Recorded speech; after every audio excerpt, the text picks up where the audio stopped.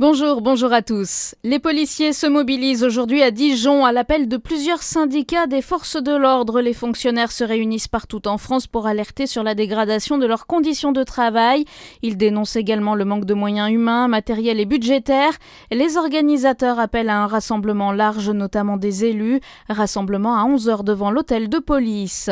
Le département du Doubs refuse les produits ne respectant pas les normes européennes pour ses cantines, conséquence de l'accord commercial entre l'UE et les pays du Mercosur. Le département met en avant plusieurs risques pour l'agriculture nationale, concurrence jugée déloyale, écart de normes sanitaires, environnementales et sociales ou fragilisation des filières d'élevage.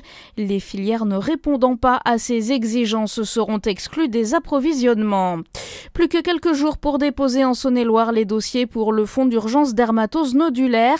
Il est destiné à soutenir la trésorerie des exploitations les plus fragilisées par la diffusion de la dermatose nodulaire contagieuse bovine. Il faut ouvrir un dossier de démarche numérique d'ici le 8 février. Dans votre actualité aussi, la mortalité sur les routes est repartie à la hausse, plus 2% en 2025 en France métropolitaine et même 6% dans les Outre-mer.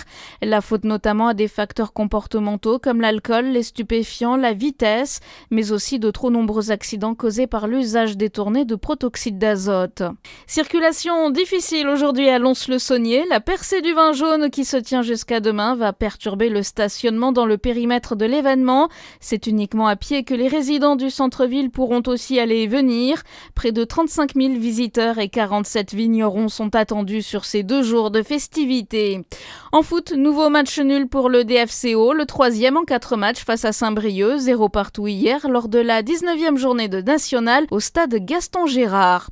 Et puis Lens reprend provisoirement la tête de la Ligue 1 après sa victoire 1-0 hier soir contre le Havre. Bonne journée sur Fréquence Plus.